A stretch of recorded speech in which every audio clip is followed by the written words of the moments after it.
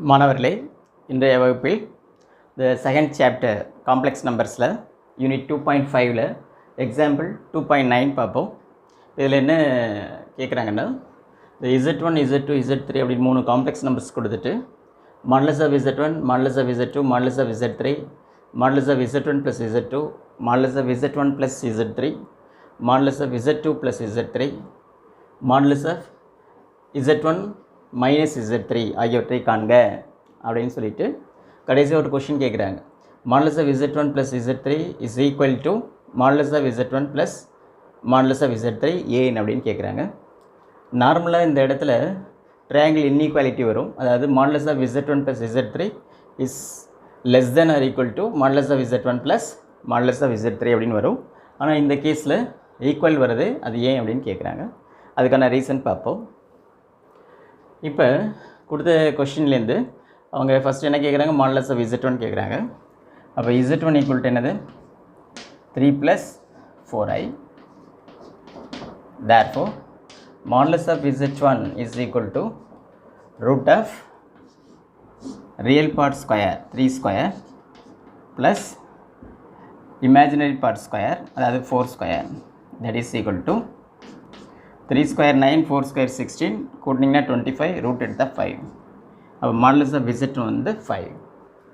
அடுத்து Z2 உடைய value என்ன கொடுக்குறாங்க, Z2 is equal to 5 minus 12i. அப்போ modulus of Z2 is equal to root of real part square 5 square plus imaginary part square minus 12 the whole square, that is equal to 5 square 25, 12 square 144, இந்த 144ஐயும் 25 add பண்ணிங்கன்னா 169, root எடுத்திங்கன்னா 13. சரியா? அதாவது இது வந்து 25 plus இது 144, ரெண்டையும் ஆட் பண்ணிங்கன்னா 169, இதுக்கு ரூட் எடுத்திங்கன்னா 13. அடுத்து Z3 is equal to 6 + 8i. therefore modulus of Z3 is equal to root of real part square 6 square plus imaginary part square 8 square, that is equal to root of 36 plus 64, that is equal to root of 100, that is equal to 10. அப்போ modulus of Z1 5, modulus of Z2 13, modulus of Z3 10.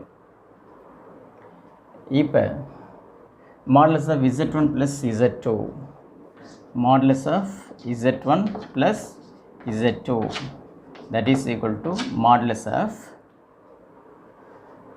Z1 plus Z2. Z1ஐயும் இந்த Z2ஐ add பண்ணணும். Add பண்ணிங்கன்னா இந்த real பார்ட்டையும் add பண்ணுங்க. இது ஒரு 3, இது ஒரு 5, 3 + 5 8. அப்புறம் ப்ளஸ் இமேஜினரி பார்ட்னா இங்கே ஒரு 4i, இங்கே மைனஸ் 12i. அப்போ ப்ளஸ் 4 மைனஸ் 12 ரெண்டையும் ஆட் பண்ணிங்கன்னா -8, அப்போ -8i. அப்போ that is equal to modulus of 8 minus 8i, that is equal to root of 8 square plus 8 square, that is equal to root of 2 into 8 square, that is equal to 8 root 2. 8 root 2.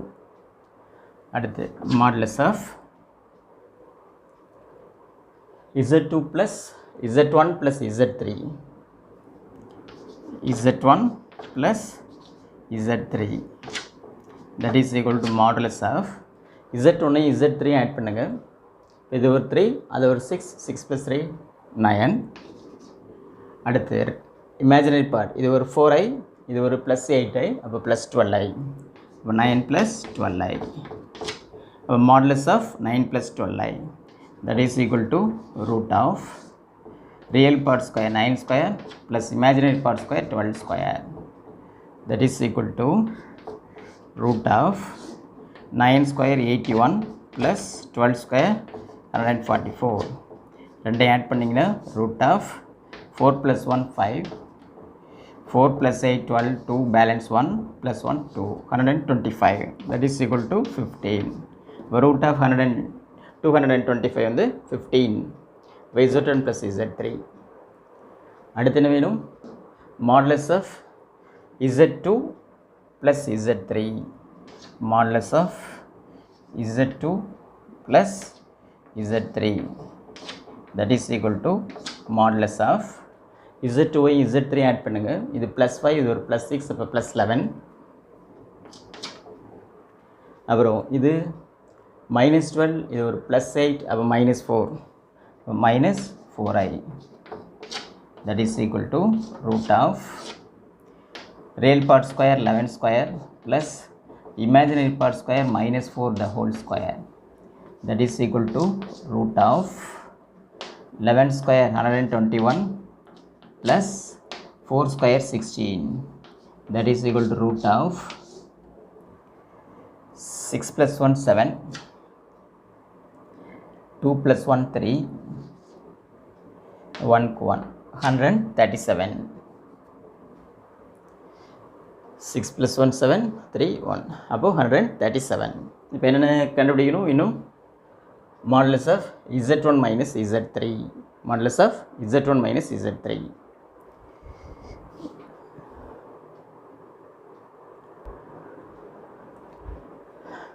இப்போ இந்த modulus of z1 - z3 கண்டுபிடிப்போம். modulus of z1 - z3, that is equal to modulus of z1 எவ்வளவு? 3 + 4i minus z3 6 + 8i, that is equal to modulus of இது +3, இது -6, அதனால் -3. Real part வந்து -3, imaginary part அப்படின்னு பார்த்தீங்கன்னா இது +4i, இது -8i, அப்போ -4i. that is equal to இதனுடைய modulus value root of real part square -3 the whole square plus imaginary part square -4 the whole square. that is equal to root of 3 square 9 plus 4 square 16. that is equal to root of 25. that is equal to 5. அப்போ modulus of z1 - z3 5. சரி, இப்போ இந்த triangle inequality எல்லாமே check பண்ணி பார்ப்போம். இப்போது first இந்த modulus of z1 + z2 எடுத்துக்குவோம். modulus of z1 + z2 நமக்கு ப்ராப்பர்ட்டி என்ன? is less than or equal to modulus of z1 plus modulus of z2. Value substitute பண்ணி பாருங்கள். modulus of z1 plus z2 அதோடைய வேல்யூ 8√2. இங்கே modulus of z1 உடைய value 5 plus modulus of z2 உடைய value 13. that is equal to 13 plus 5 18. இது வந்து 8√2. அப்போ இது வந்து 8√2 அப்படின்னு கிடைக்குது. இதை எப்படி எழுதிக்கலாம்? 18 that is equal to 9 × 2. இந்த 8ஐ விட 9 கிரேட்டர் வேல்யூ, √2ஐ விட 2 கிரேட்டர் வேல்யூ. அப்போ 8√2ஐ விட 18, அதாவது 9 × 2 அப்படிங்கிறது கிரேட்டர் வேல்யூ. அப்போது இந்த இன்இக்வாலிட்டி கரெக்டாக இருக்குது. அதாவது modulus of z1 + z2 is less than or equal to modulus of z1 plus modulus of z2. இது கரெக்டாக இருக்குது. பாருங்கள், 8√2 is less than or equal to 18. அப்போ modulus of z1 plus modulus of z2 is less than or equal to modulus of z1 plus modulus of z2. அடுத்து இந்த property பார்ப்போம். ரெண்டாவது property, இது modulus of z1 plus z3 is less than or equal to modulus of z1 plus modulus of z3. இப்போ modulus of Z1 plus Z3 உடைய value 15 is less than or equal to modulus of Z1 உடைய value 5 plus modulus of Z3 அதனுடைய value 10. அப்போ 15 equal to 15. அப்போ இந்த இடத்துல equal அப்படின்னு வருது.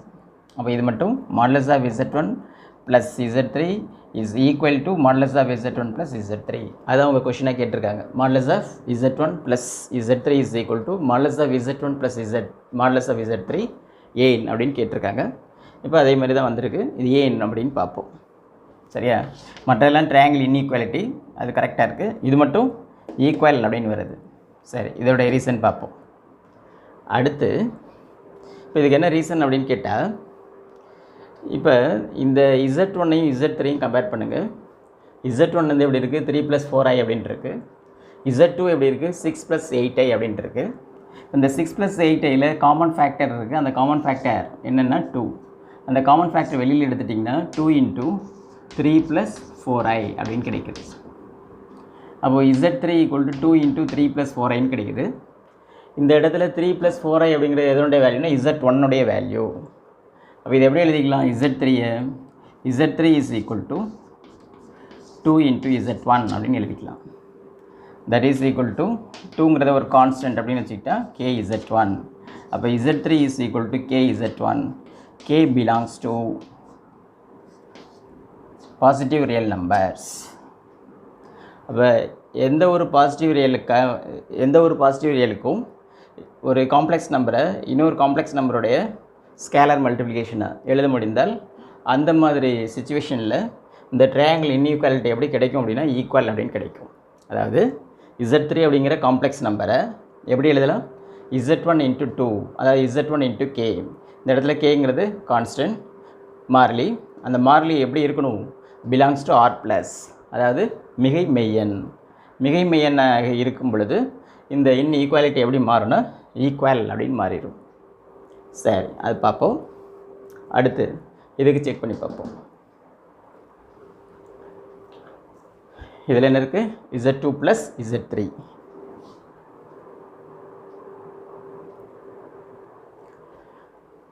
இப்போ இதுக்கு பார்ப்போம். அதாவது modulus of Z2 + Z3 that is less than or equal to modulus of Z2 plus modulus of Z3. இதில் modulus of Z1 plus Z3 என்ன வேல்யூ கிடைச்சது, Z2 plus Z3 √137. Z2 plus Z3 that is less than or equal to modulus of Z2. Modulus of Z2 உடைய value 13 into modulus of Z3 உடைய value 10. அப்போது that is 13 × 10 130. இப்போது √137 is less than or equal to 130. இதுவும் true. இப்போ இதுவும் triangle inequality. சரியா? அப்புறம் இந்த லாஸ்ட் ஒன் பார்ப்போம். 4th modulus of Z1 minus modulus of Z1 minus Z2 is greater than or equal to modulus of Z1 minus modulus of Z3. இப்போ இதனுடைய value modulus of Z1 minus Z3 இதனுடைய value 5 is greater than or equal to modulus of Z1 எவ்வளவு 5 minus modulus of Z3 உடைய value 10.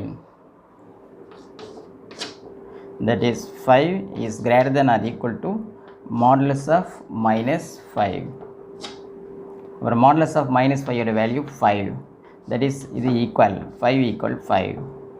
அப்போ இதுவும் அந்த மாதிரி கிடைக்குது.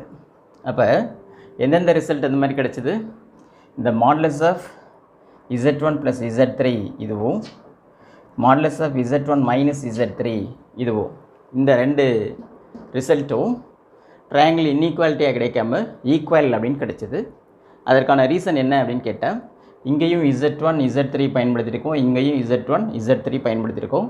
இந்த Z1க்கும் Z3க்கும் என்ன ரிலேஷன் அப்படின்னு பார்த்தீங்கன்னா, Z3 வந்து எப்படி எழுதலாம் 2 into Z1 அப்படின்னு எழுதலாம். தட் இஸ் Z3 வந்து 2 into Z1 அப்படின்னு எழுதுனீங்கன்னா ஆக 2ங்கிறது ஒரு கான்ஸ்டன்ட். அப்போ Z3 is equal to KZ1 அப்படின்னு எழுதலாம். இந்த இடத்துல கேங்கிறது என்னது பிலாங்ஸ் டு என்ன மிகை மெய்யெண்கள். அப்போ மிகை மெய்யெண்ணாக இருந்தால் அதாவது இந்த கேயோடைய வேல்யூ மிகை மெய்யெண்ணாக இருந்தால் எப்படி கிடைக்கும் இந்த இன்ஈக்குவாலிட்டி வந்து ஈக்குவல் அப்படின்னு கிடைக்கும். ஆக கேயோடைய வேல்யூ வந்து வெறும் நேச்சுரல் நம்பரோ அல்லது ஹோல் நம்பர் நான் ஜீரோ ஹோல் நம்பரோ அல்லது பாசிட்டிவ் இன்டீஜரோ அல்லது ரேஷனலோ மட்டும் இல்லாமல் எது வரைக்குமே ரியல் நம்பர் வரைக்குமே இந்த ப்ராப்பர்ட்டி கரெக்டாக இருக்கும்.